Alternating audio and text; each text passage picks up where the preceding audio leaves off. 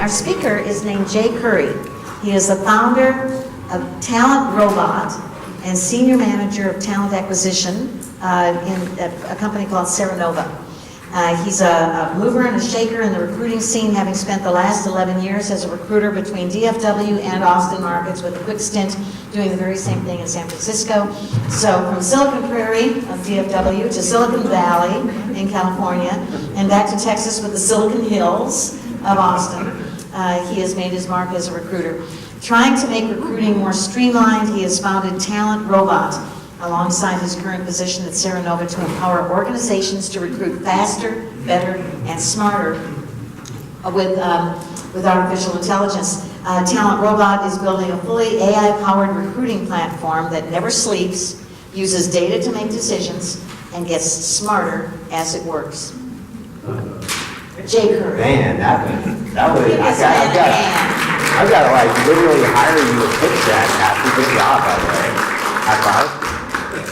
That was awesome. Thank you. If she's available for a pitch, I mean, we've got video, we've got all kinds of stuff. So I mean, that was a good elevator spiel. So we're going to slide lesson today. So I actually had a PowerPoint presentation that I've done a couple of times. And look, it's not important, we can email it out, do whatever, but I think we keep it fairly interactive today and talk about some of the things that are on your hearts and minds. One big topic that we are going to talk about today is personal branding. Anybody ever had a class or had any, I guess, background trying to form a personal brand or reached out to anybody to help them with their personal brand? Cool. So was it for you? And what was your name? Career coach. So I mean, look. Wolfgang Associates, they're very good. Yep, Wolfgang Associates, heard of them. Mel Carson with Delightful Communications. I mean, there's a ton, right? So there's a bubble up of these companies now that actually help people kind of brand themselves, right? It's expensive, I'm not going to lie. But at the end of the day, I want to go, through the presentation, I want to figure out, what are the things that you guys are trying? What are you seeing working? And I want to offer some practical advice on how to build your actual brand, what you're trying to portray, what you're trying to get after.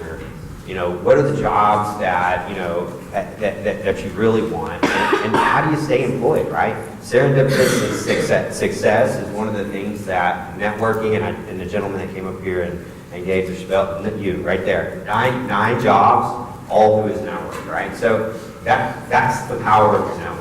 You want to understand it, you want to understand the people in it, the power of it, right? So we'll start out, I kind of want to get a cross-section of the audience here. So IT, that's development, wow, okay. Marketing, all right. Project management, fighting Texas Aggies. Woo! There we go. Longhorns. All right. It's kind of funny how they all they do the national part. But yeah, so I mean, look, I think to kind of start, one of the big things that I like to talk about is a web presence. Anybody want to take a crack at a web presence? What that is? Having a website. It's one star. Yep. Anybody else? Social media? Yep. Anything else? Facebook? Absolutely. So web presence is exactly that. It's everything that's on the web about you. And guess what? Today, everything's on the web, right? I did a podcast with Lee Corning, it was about a month and a half ago, just, kind of brainstorming about where recruiting is going, right? Which is very important to you guys and anybody that's trying to transition in the world, because right now we have a very weird approach. We have a very weird approach. We have recruiters out there. I'm guilty of it. These guys back here are guilty of it. It's a shotgun approach to something that needs very precise data to make a decision on. We have two parties actually doing that. So we have recruiters that are out spraying jobs, hoping to get the most resumes, to funnel them down to people that they can take an actionable, kind of next step on it and put them into employment, right? And on the other side, we actually have job seekers that are out there that are spraying resumes, right? And that's just what we do. So we have a shotgun approach on both sides, And in the middle, we have this poor recruiter that's just kind of covering their head like this, right? And the job market's different, right? So I mean, in IT, absolutely, you know, you post a job, you get a ton of resumes. In project management, you get a ton of resumes. In customer success and different things like that, you get a ton of resumes, right? So the precision in which, you know, we actually want to make somebody an employee and the things that we start to funnel down, it's a long process. So we're going to talk a little bit about candidate experience, but first I kind of want to give you a background on me. Just like Kathy said, I've been in the industry for about 15 years. I grew up in staffing agencies, ran staffing agencies, so I know that whole thing. From there, I went into business for myself. I moved to Austin, met my wife, had two beautiful little kids, 4 and 2. So I'm a busy guy right now. Founded a company, and I do consult still with Serenova, so I'm considered their manager for talent acquisition. I also just picked up another executive consulting job for Compete Restaurant Management Software. It's a new gig here in town. It's a private equity-backed company that just built a new office there in the domain. So both very cool companies. Go to the websites, check them out. I can help you. But let's kind of get started on we'll talk about LinkedIn. So everybody in here familiar with LinkedIn? Got LinkedIn profiles, right? Everybody check on that, right? So what I like to talk about when I talk about LinkedIn is it is literally kind of the place that you can start your professional brand. You can start kind of your web presence, right? It is a sounding board for the rest of the internet, right? So for instance, if you're on LinkedIn right now, a lot of times you want to go ahead and you want to put everything, in a resume format, stick it on there, and kind of pray somebody finds that, right? Well, there's things that you can do in LinkedIn that actually kind of help push that out. So the web is based on what? Search parameters, right? We have Google, we have Bing, Yahoo, worth mention. But at the end of the day, it's Google, right? So we're looking to rank well in Google. So for instance, if you Google me, you're going to find me coming up as founder of Talent Robot, talent acquisition, for things like that. Why? Because I've worked on my personal brand enough to know that's how it stack ranks in the search engine. So for us, and for job seekers, one of the big things that I like to come out and really kind of pound on is, what does your LinkedIn profile look like, right? So the average person, like I said, you want to take your resume, you want to put it on there, and it's just a digital form of your resume, and I think that's good and great and all. But there are groups outside of that. There's industries outside of that. There's engagements outside of that, and it's about a thoughtful communication process, right? So, how many are part of groups on LinkedIn? Hopefully this group, right? What other kind of groups? So, what other kind of groups are you a part of? This one? Well, I mean, Alumni groups. alumni groups. What other kind of groups? Industry associations. Right, industry associations. Any other particular groups? Companies, right? So we're following companies, we're following industries, we're following things. It's all like-minded stuff, right? Look, if you're a software engineer, you're going to follow whatever particular flavor of software engineer you are, right? You want to go out, you want to find groups of like-minded people. Once you do that, you've kind of got your hooks in, right? You've got folks that have like-minded, have a like-minded tendency and are in the same industry that you are, doing kind of the same thing at the end of the day, right? This propels your brand a little bit, because when you walk into a networking room, right, which they were asking you guys, what was the event? Network after work. Yep, it does fill up very quickly. It's synonymous, right? So if you come and talk to a guy like me, and you've got a really good, strong personal brand, and you walk in the door, I already kind of know who you are, right? I've been waiting to meet you. And that's what recruiters do today, right? Recruiters are powerful sourcers that go out on the web, and they like to find kind of things that make you tick, right? We're looking for specific items a lot of times, right? And I love, I can't remember her name, we're trying that. She actually says, like, I have 128 jobs, right? 128 jobs.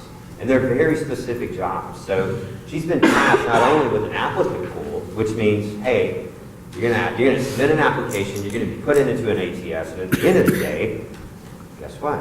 You're in there with everybody else. So with a powerful networking brand, and just to say, maybe you know somebody in TriNet, and you know now, hey, they're hiring. Go start searching some people for TriNet. Same thing with UTE Banking. You know, Austin's it's the biggest little small town. I came from Dallas, right? Big corporate environment. Nobody really liked network. Nobody was really friends. It was a disjointed whole thing. You know, I love Dallas. It's still my home, but we've got a wonderful city here that actually, you know, people want to network. People want to help people out. I mean, in Dallas, I was part of a couple different job clubs, but here it's like, man, you know, Launchpad, Job Seekers Network, you know, these guys are actually, you know, they're connecting people with each other and teaching really good.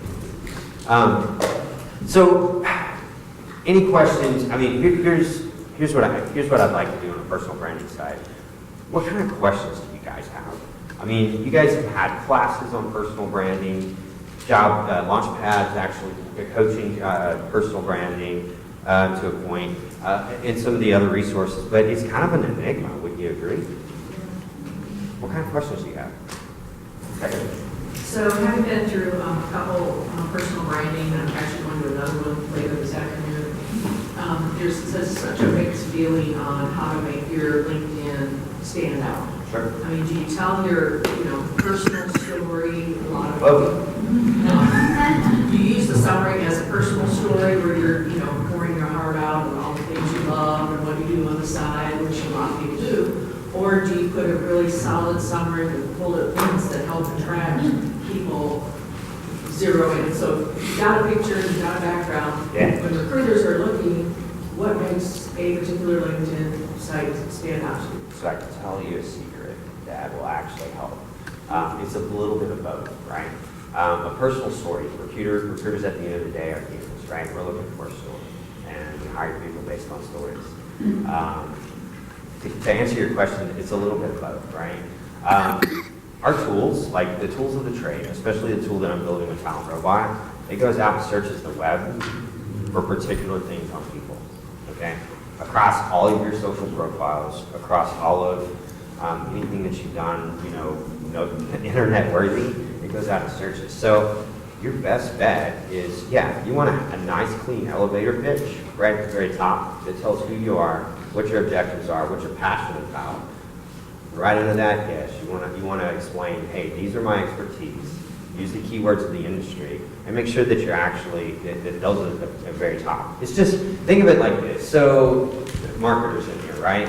SEO, it's a big game, right? It's a big game. Google changes the way that they do it, and then everybody else kind of adapts, right? I've heard of people actually putting, keywords in the resume on the bottom in white letters, so it didn't really show up, but staff works better, right? So think of it that way. No, and it works, man. It works, and we'll talk about ATS systems here in a little bit. They're very similar, by the way, very similar. We don't want to land an ATS. We want to get a job outside of an applicant tracking system because your network so well. But I want to talk to you a little bit about that. But very good question. Up front, yes. You want your picture nice, clean, and what you're passionate about. Your job. Just the things right there. That elevator pitch, which I think you guys work on, right? Elevator pitch. Because if you meet people out and if you're in networking, that elevator pitch is a powerful thing, right? Kathy did a great job plugging the company, so it'd be great recording, if I added that. So have that, and have the industry-specific taglines, if it's keywords, different things like that. You start to show up in Google better. That way, if we Google your name, or if AI goes out and looks for, a software engineer with C#, MySQL, Silverlight, or whatever, you're going to come up in that search. So, great question, Kathy. I have a question. So often I think with all these searches, they just search for hard skills. But people lose jobs because they lack soft skills. And soft skills are a big component as to who gets hired. But how do you brand yourself? Or should you even worry about branding yourself with soft skills when they're kind of amorphous and you can say that you're collaborative or you say that you're, Powerful subjective words, right? Yeah. But how does do soft skills play into it? Soft skills play in. Look, so from a recruiter standpoint, I think that's kind of the best viewpoint that I can offer. From a recruiter standpoint is, I can look at a LinkedIn profile or resume and kind of glean what your soft skills are, right? You know, if you're a really good salesperson, then, you know, I kind of understand what your soft skills are, right? There's a personality type on that. But how do you brand those?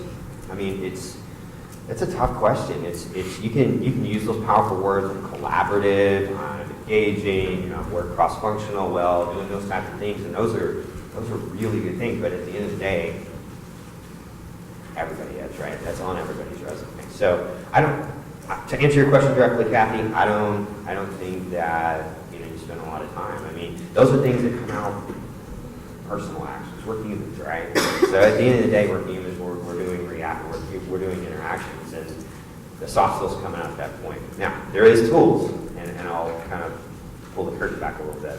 There are tools within the funnel. They're called predictive analytics. Go ahead. Predictive analytics. So what predictive analytics does, there's a couple of tools out in the market right now that as you apply, you're going down to the middle of the funnel, and you're in the interview portion of this, that actually go out and gather the data on it. It's the same tool that is used for dating, eHarmony, Match.com, all that kind of good stuff, right? I laugh, but it works. So what it does, it actually is just like dating. It takes the profile of the hiring manager, collects all the marketing data out there. And if you don't think there's marketing data on, you go to Acxiom.com. Plug in your name and your address and a few other fields, and you'll find that you've been data mined probably for the last 15 years. What the tool does, it takes that, it takes you know, of the candidate, and it matches it together, and it's telling a recruiter to focus on these top 10 because they best match the hiring manager, not only a hiring manager, the company values as well. So there's enough data on us out there to make these decisions via predictive analytics. So that's just kind of a tidbit, kind of moving on into the future, is like, even more important is like your history, what you do, you're being tracked.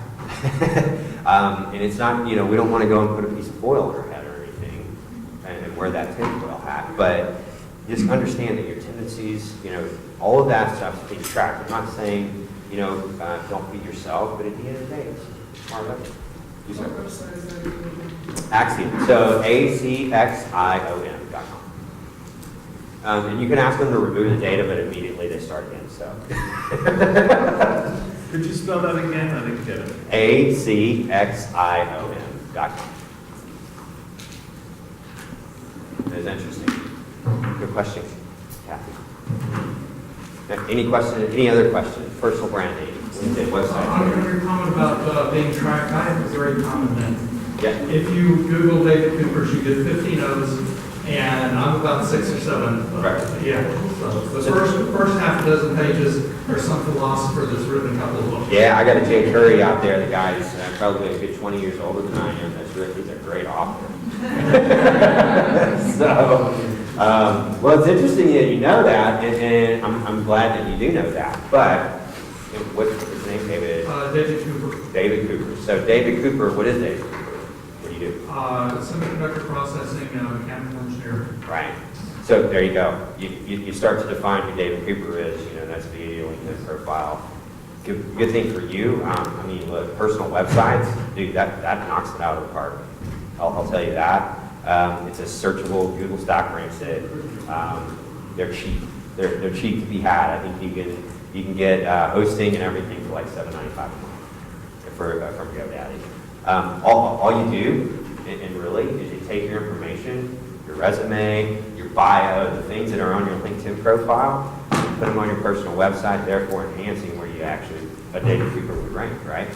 So you got David Cooper, you got a website, David Cooper on LinkedIn, which is already on the interwebs, right? You start to add in a little bit more, you move up that ranking. AI goes out, searches the web, you know, the AI sourcing part of my product, goes out, searches the web, and it finds David Cooper because it's looking for the David Cooper that is actually in semiconductors, and not David Cooper, the philosopher, which you know, every company needs a good philosopher, but very good question. Any other background? Any web hosting companies that you prefer that have been around, that look like they're going to be around, they're not a silly name or something like that, something you like? GoDaddy. It's so simple. Anything outside of that is, I mean, they set the standard. I mean, $8, and then you have the option to buy in for a couple of different years. And that's some really cool tools to help you. Also, on GoDaddy, to set up a personal website. A lot of the website, a lot of the hosters, they'll actually, they lean a little bit towards more business. GoDaddy is a very consumer-friendly platform. So these guys have actually put together a pretty good little easy step-by-step to do a personal website, which you do. Personal branding questions.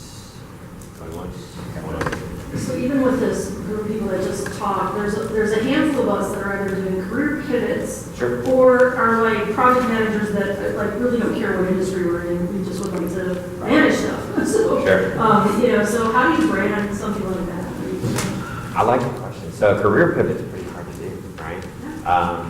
Can I ask a few more questions? Yeah. Okay, so what kind of career pivot? So for me, I'm leaving a job where I was a school teacher. I was a high school teacher, right? Right. I've hired a lot of teachers. But it was a kind of a unique situation because I was helping a STEM school grow. And so we maxed out. We grew from 180 kids to 400 kids around the space. And I'm ready to go because I'm not going to wait to wait for the school to grow any further. So it's a great move for me.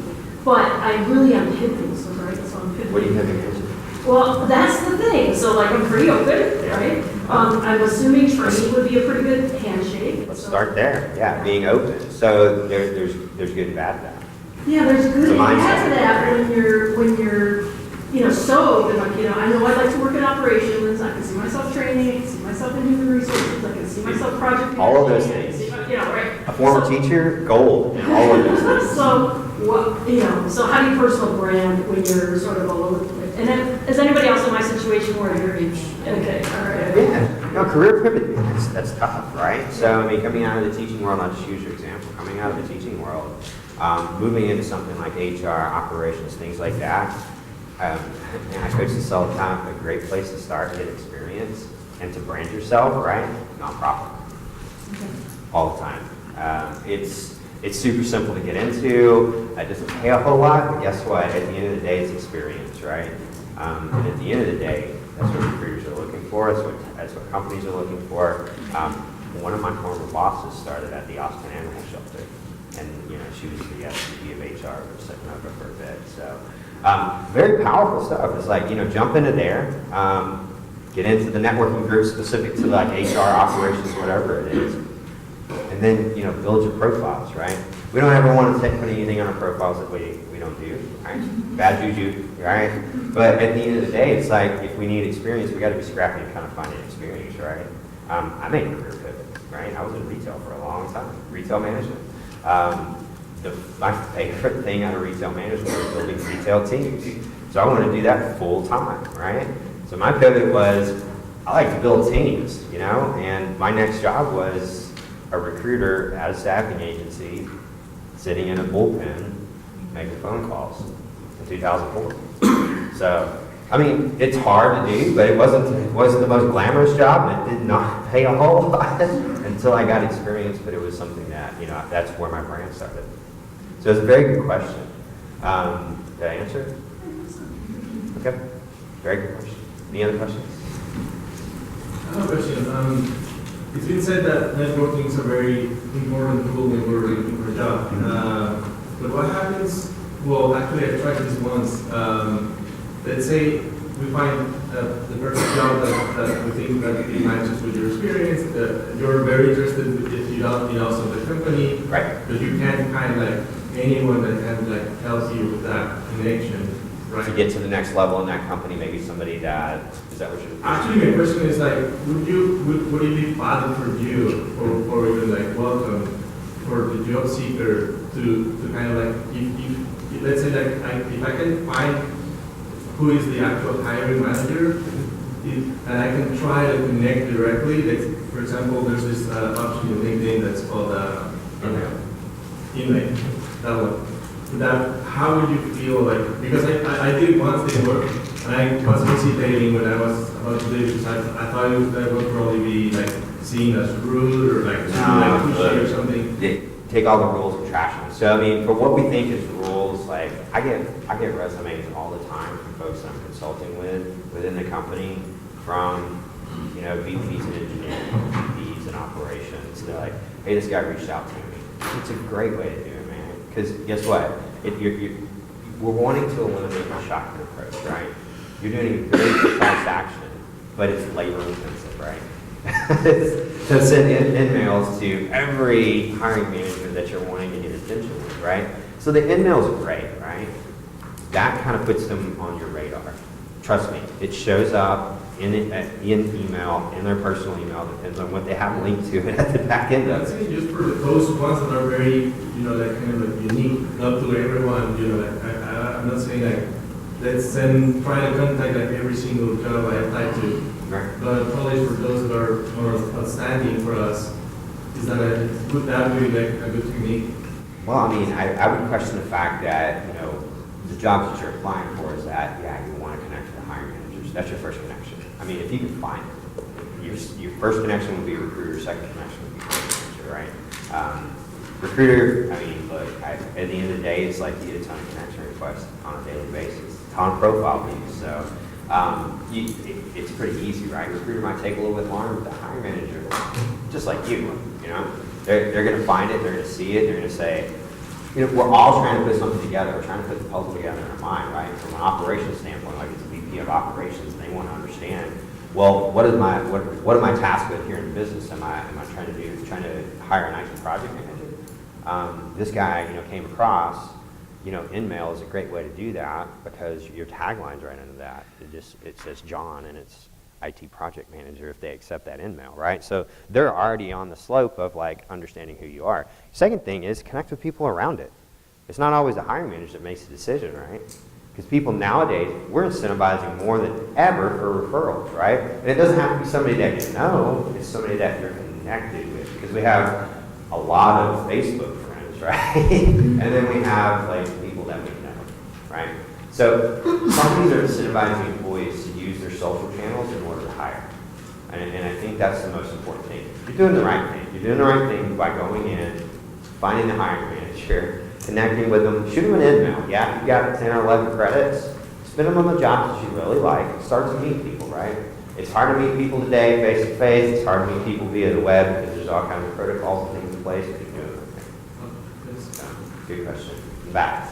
Is there anything to be, is there any benefit to, say, cold calling, staffing, or recruiting agencies, just to kind of pick their brains, find out what the trends are in the area, maybe get some hot tips? I mean, would that be viewed as, you're wasting their time, or? No. So go sit down. Look, I mean, that's still a practice. I've been out of staffing agency stuff for a while, but practice was for a junior recruiter to walk in the door, to get people in their door to sit in. It's a great way to find out things, right? So not only yes, but yes, hey, try to set up a meeting to go on and meet with somebody. Go have a coffee. It's networking at the end of the day. And these recruiters, they're connected. You're connected people, man. Your hiring manager is probably a fairly connected person, but that recruiter, that's their livelihood. It's all on who they know, right? So those little steps, those little connections, yeah, they lead to bigger connections, and it gets bigger, and it gets bigger, and it all flows back to your personal brand. So very good question, man. Yeah, by the way. I remember that. Those are old days, man. Any other questions on personal branding? Nope. Okay, cool. Who wants to talk about ATS? Applicant tracking systems. I see a lot of it. Yeah, I want to know. I want to know what the secret sauce is. Well, they're not all that complicated, to be quite honest with you. We spend a lot of time with them, right? They are means to get around, right? We have to have, it's the sales force for recruiting. There's a ton of them out there, and they're very conservative, right? They're a place for you guys to apply, and they're a place for us to kind of make a decision on that based on a certain different criteria. So, generalized question about ATS, first and foremost, anybody? Applicant tracking systems, want to know how they work? How they work? Has anybody ever taught you how they work? We've had a presentation on JobScan about how to overcome them, how to work the system for you. Yeah. I think working the system for you is number one. So listen, I mean, personal branding, we want to stay outside of the ATS. You want to get your next job because somebody hits you up on LinkedIn and be like, are you done at this company? Because I want you over here, right? So we're not all in that position. Hopefully you will be one day. I don't think it's impossible for anybody, but if you do land an ATS and you have to go play the game, right now, the landscape, look, it's crappy. I mean, it is hard.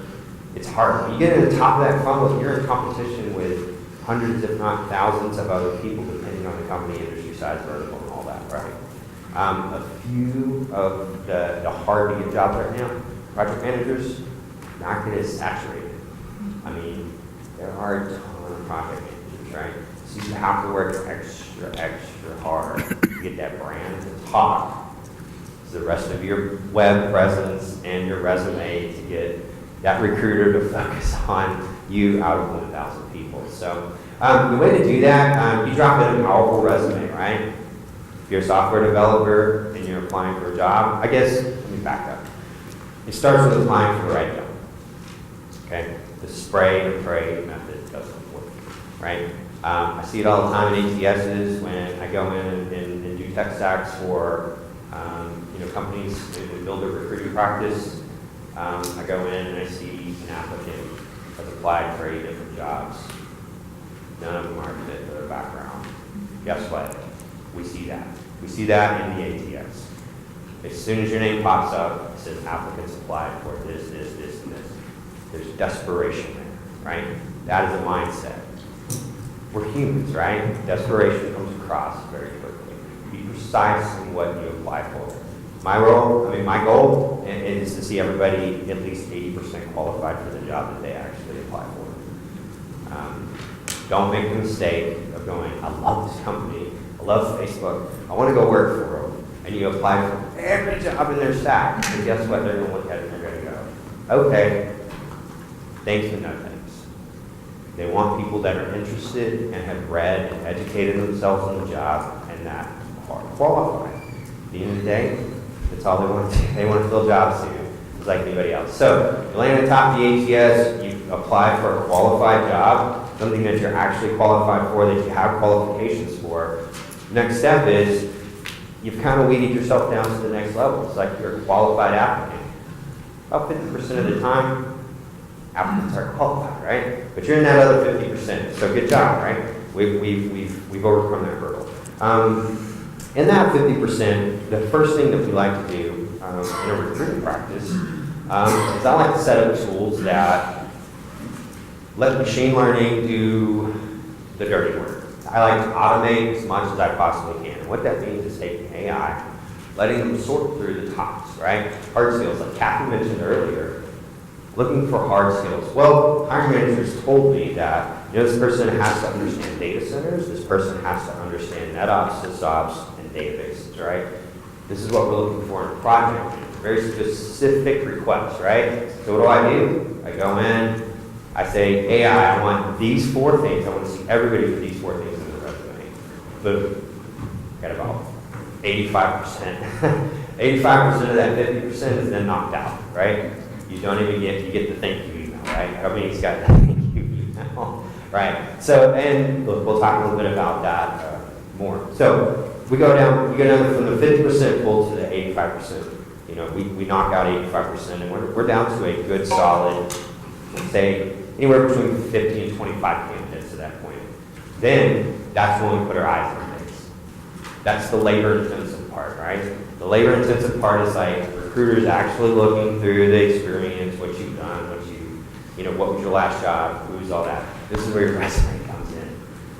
Has to be explicit at the very top of it, man. At the very top of that resume, has to be explicit on who you are, what you do, and what you offer a company, right? If you're transitioning, that's a tough one. I'm not gonna lie. It is a tough one. Been there myself. It is a tough one. There's really no secret sauce around that. It's working with your best friend. You have to understand, it's like the people that I've hired in transition, they come from referrals, and it's tough. It's referrals. Hey, you gotta hire this person. They haven't been doing anything for years. They're telling your story for you. You get little brand ambassadors, right? And networking events, they're telling the story for you, which makes it a little bit more credible story. Therefore, putting my little heart at ease, going, I'm gonna put this person in front of the VP of operations because I feel like this is a good referral. So get referred in. If you're transitioning, as another little tip I forgot to actually tell you, get referred in. Get some good friends.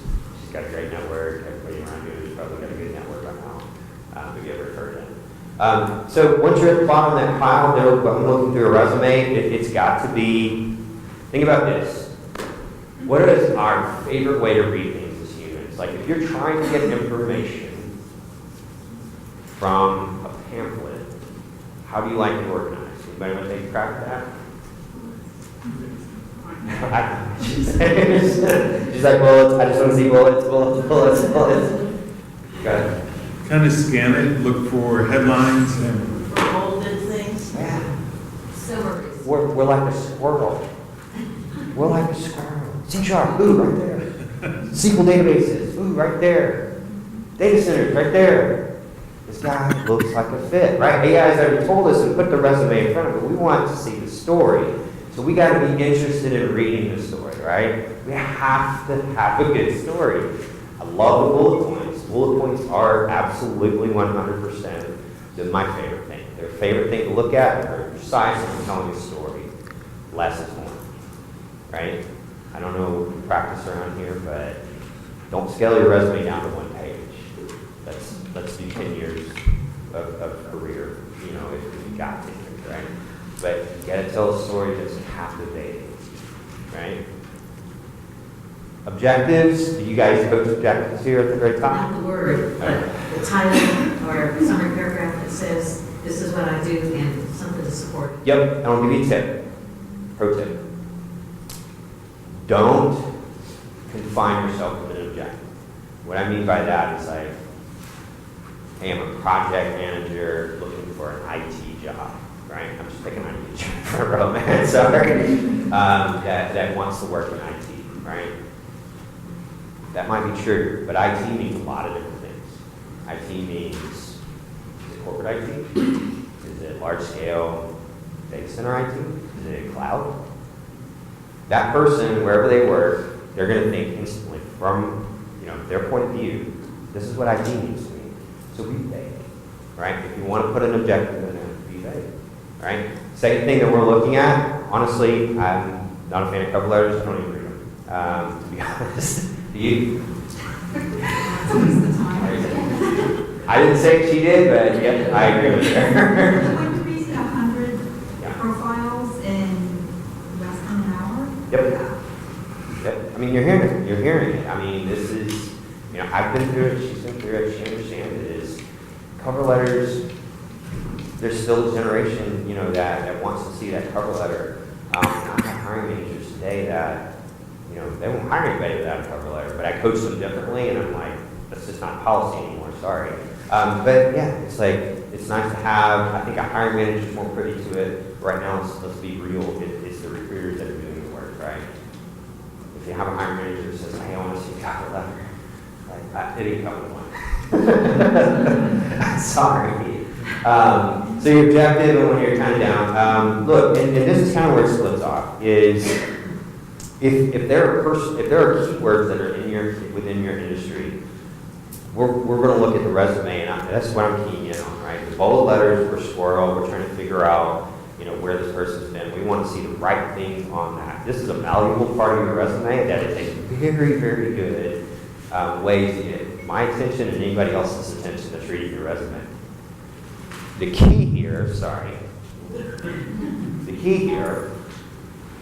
is to absolutely understand the job that you're applying for.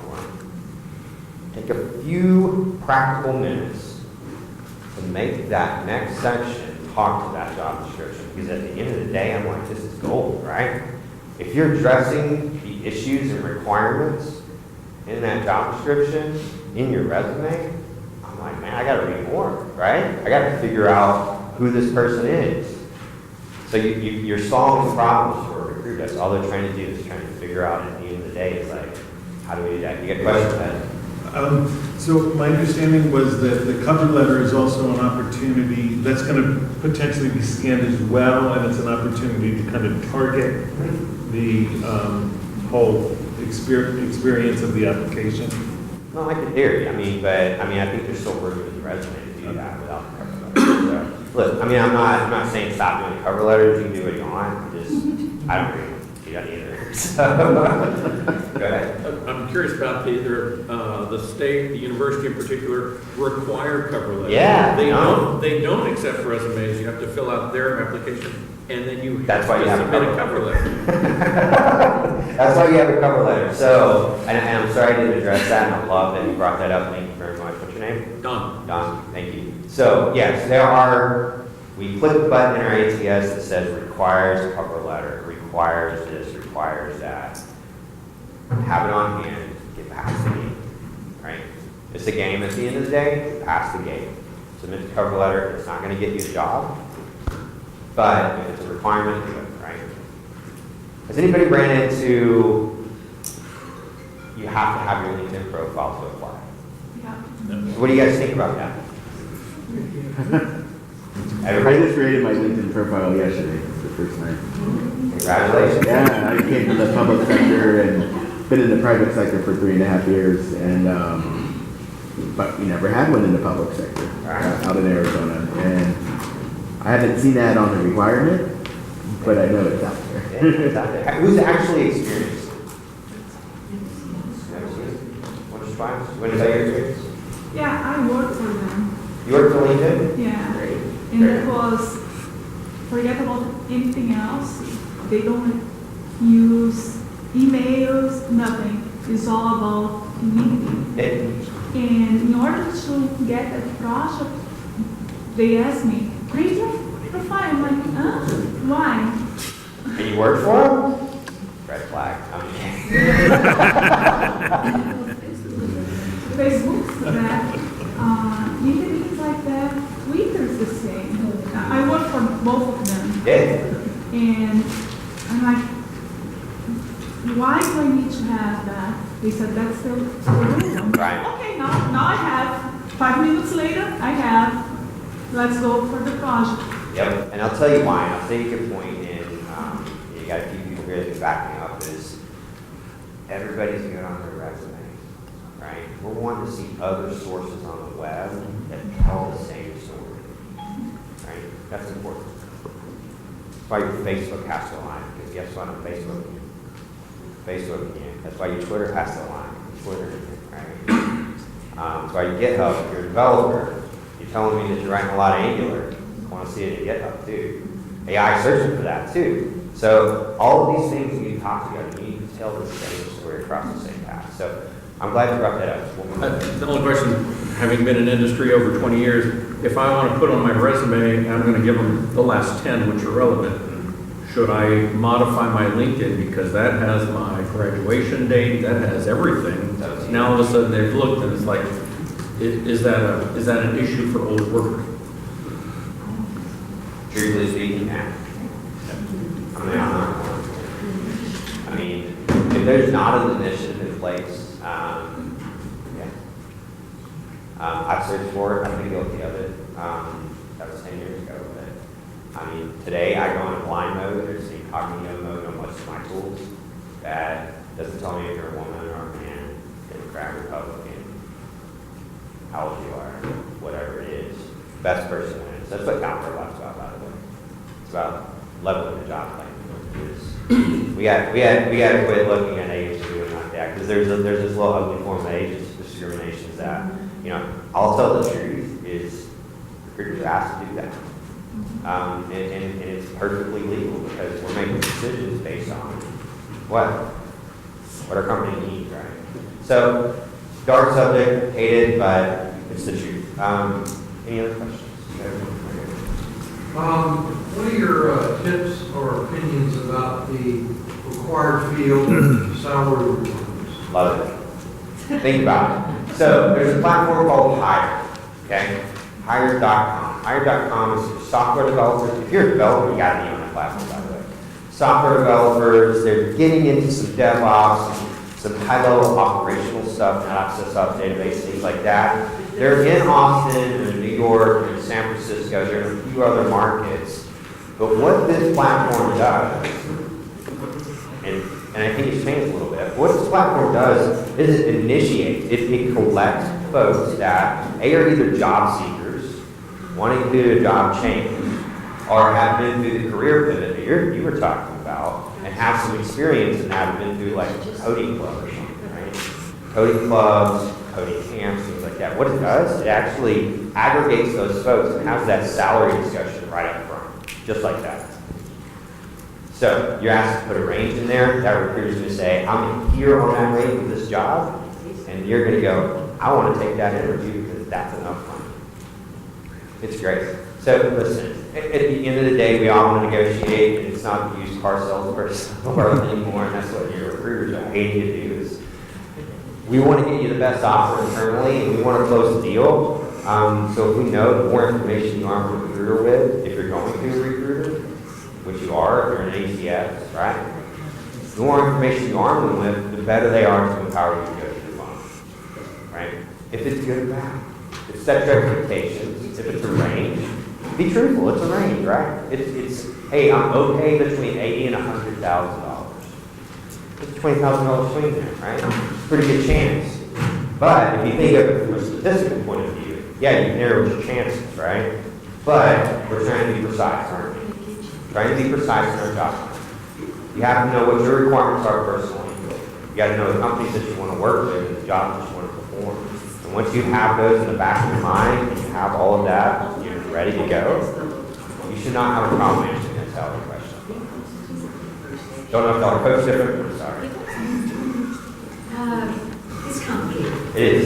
Too complicated for this. And complicated. That was good. Could you talk about different flavors of online applications? Some just ask for basic info and upload your resume, and then some give you 50 screens. You know, they seem endless. So, Your whole life. I love your question. So, hey, what do you use over trying to do? Is it greenhouse? Job by? Taleo? Okay, so Taleo is going to be one of those that is going to require you to go to and create a profile, do those things like that. So that's a fairly conservative one, but it looks Taleo does well. I mean, I'm not going to knock it. We all need every ACS, by the way. It's not, we're not but it's never good enough, right? Except for Talent Robot. Anyways,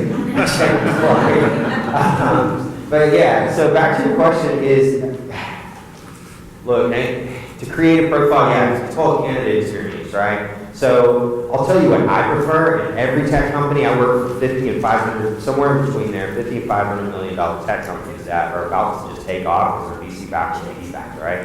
The first thing that I do is I streamline it. I'm like, we need this person's name and cell phone number and maybe their email if it's not on the resume, right?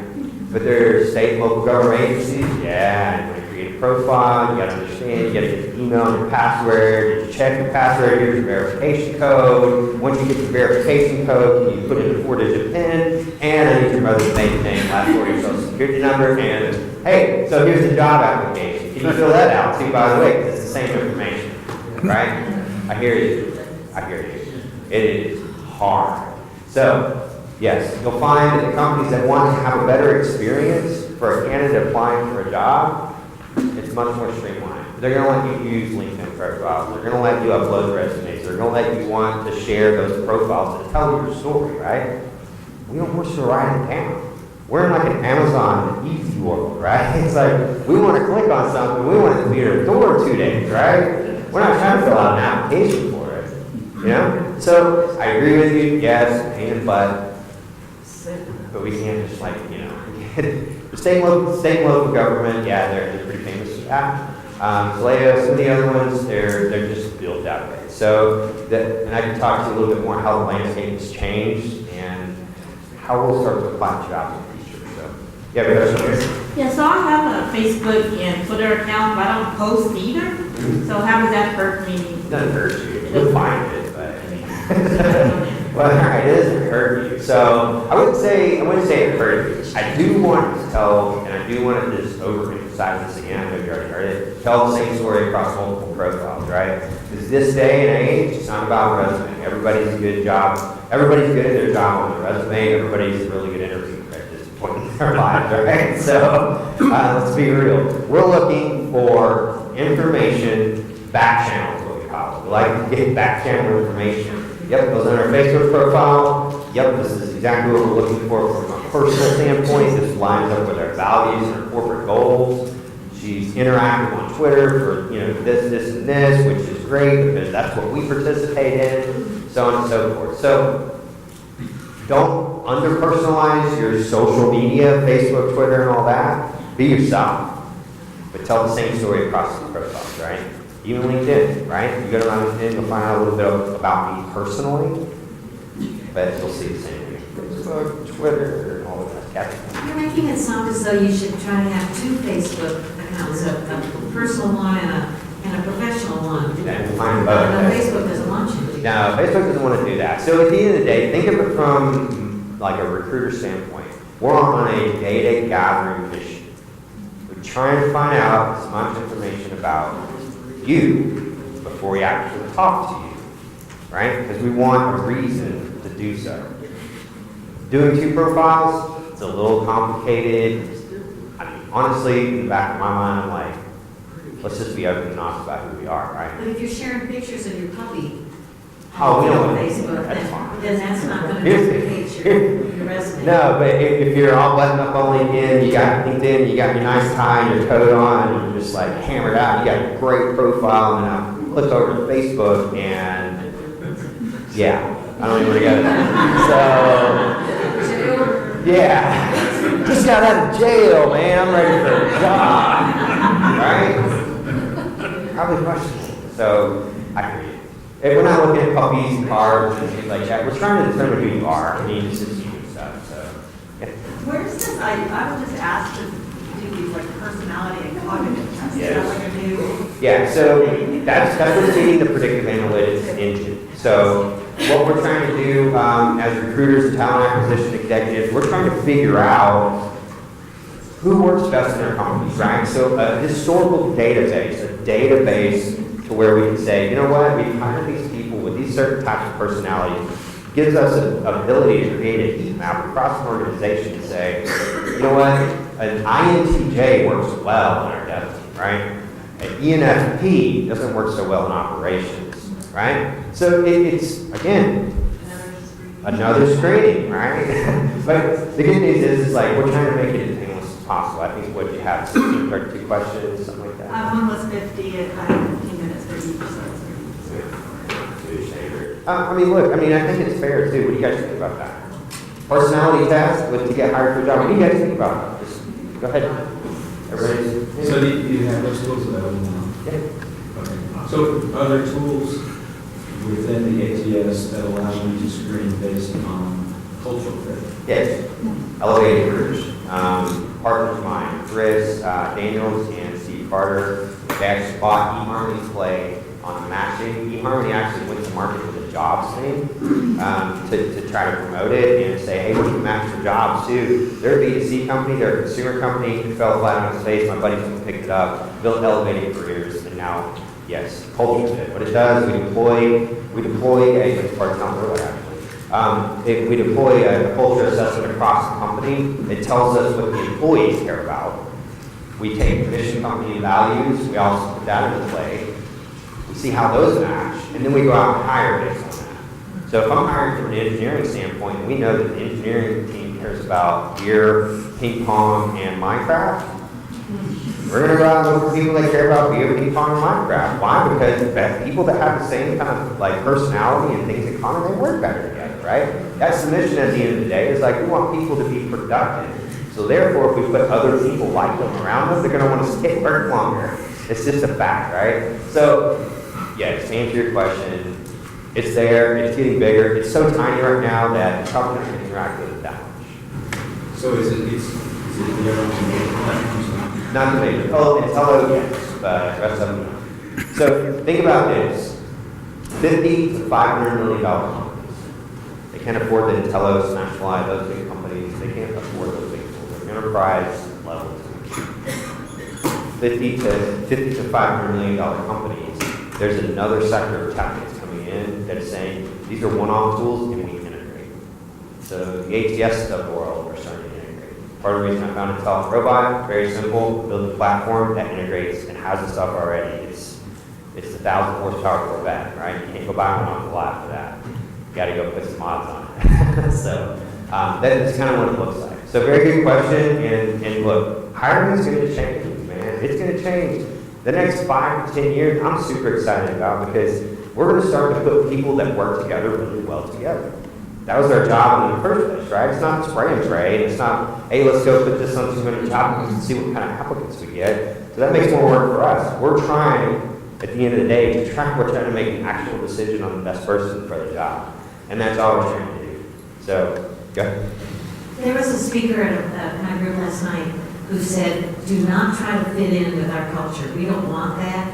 We want individual people. We want you to be yourself, and we feel that the more differences we have, the more each one is a thread, and we weave you together into the tapestry of a really solid company. Sounds like Facebook. And a lot of companies that, not having everybody be exactly the same, but having different perspectives and different interests and different goals. Yeah. And so, if you screen people so that everybody is exactly the same, doesn't have homogeneity, But that data can be used. work against you. Well, the data can be used the other way, right? So I've been into a company to where they're like, our company culture, it just sucks, right? Sorry, we can change that, right? So I go out, I survey the company, understand who the people are, what their likes and interests are, what they think about the company's mission and values. That data set's powerful. It can be used the opposite way. I can hire against that culture. See what I mean? So if I want to infuse some diversity into an engineering team, right? And the engineering team's like, everybody plays Minecraft all day long. I'm not looking for a gamer, right? I'm gonna get that same data. I'm gonna look for somebody different. I'm gonna look for a leader that's different. I'm gonna look for somebody that can influence that group to be a better group. So it's counterintuitive. So the data can work, hey, if you got a good team and you wanna add to it, you can go find like-minded people. But if you wanna change your team, it works as well. It's pretty powerful stuff, right? Yes, I have a question. My whole thing has been ageism and not feeling like you're acting like someone else's mom, and the job in the hiring field. Because you get someone that's going to interview you and they may be 20 years your. That's true.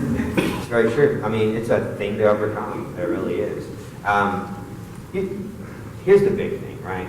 People preach diversity, in recruitment, right? It's a real thing, but it is also a thing. It's like, if I'm sitting across the table from you, I'm not trying to get to know you from an age perspective, right? We may have different cultures and backgrounds, and we've been through different experiences in our life, but I'm trying to work with somebody that wants to do the same thing, right?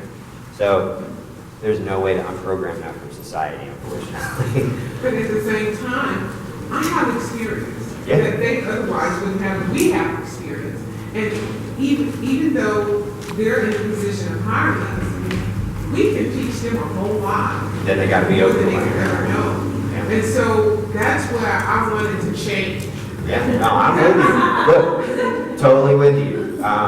Look, there's a strain of culture coming up in the next couple of generations that are way open to that idea of learning from everyone. I grew up as a Gen Xer, and we're kind of known as the know-it-alls, right? Which, we were the first ones to invent Pepsi and Michael Jackson and all that kind of good stuff, right? But there's a couple more generations that have come on the scene, Y, Millennial, Z, right? That are more about like, hey, what's this gig economy thing? And can we all learn from each other and doing different things like that? So I see it. I think there's a positive thing coming out. And another thing, I don't want to go to work with my pajamas on. Oh man, it's so funny. I remember my first year in Austin. I was slacks, nice button-up shirt, tie, coat if it was winter. I walked into Austin office, what was then at Liveox, before we moved the company over to Serenova, and they were like, "Can we help you?" What are you selling? Right? I'm like, I just dress like this. After a while, you know, kind of, here I am. I'm trying to pull it off here. Sure, so hey, we're gonna wrap it up. We got how many? 5? Yeah, fine. 5 minutes. Let's do some questions. Go ahead, sir. You talk about your online presence, but then if you don't have an online presence because you're worried about privacy or identity theft, or in my case, I did work with the Army and they intentionally told you, don't put so much out on the web. Is that sort of a detriment then? I'm trying to look for new jobs? Absolutely. So, I mean, think about it. The tools that we're using and the tools that are really cool for us that are up and coming and new technology, they're going to search for online presence. They want to know who you are. So, yes, it is. Is there a way to fix it? Depends on if you want to work for the Army again or if you want to work for the public sector. So it's a decision you still have to make. It's like, from privacy and fraud, different things like that, there's a little bit of exposure there, but I think, you know, if we keep it social, kind of high level, and you're good at, you know, kind of tending to your profile, we're going to be fine. Yes, sir. Well, you know, just have thought that if that's your situation, you might consider companies, you look at some of the names that come up when you search LinkedIn for, you know, who's an employee at this company, right, and how big a LinkedIn profile do they have? Mm-hmm. So like, oh, okay, they only have 60 people, 10 people. Mm-hmm. This is someone, then this might be the place for you. Like if the company you're looking at has, you know, oh yeah, the likely hiring manager has 300 contacts on LinkedIn. That might not be a company. Okay, there you go. One more. Parting shot. Go ahead, it's all yours. Oh, well, yeah. Well, someone has to do something more important. It was along the same line. Like I mentioned, I came from the public sector, and we had a policy where we couldn't be on social media. That, you know, it was for the state of Arizona and Pima County. And so like I said, I opened my LinkedIn yesterday. I have 3.5 years with a private company here. Those are the only networks I have. I've looked for my old coworkers that are still at the state, county, university. They aren't on LinkedIn. Gotta make new friends. How does that work for me when I have, 15 years experience, but only... Well, you can show your experience. Okay. They can't tell you not to show your experience. Yeah. And they may not choose to be on LinkedIn, but you can outline your experience well enough to say, look, here's my experience. Right. May not have any coworkers, I need to make some new friends, whatever. Yeah.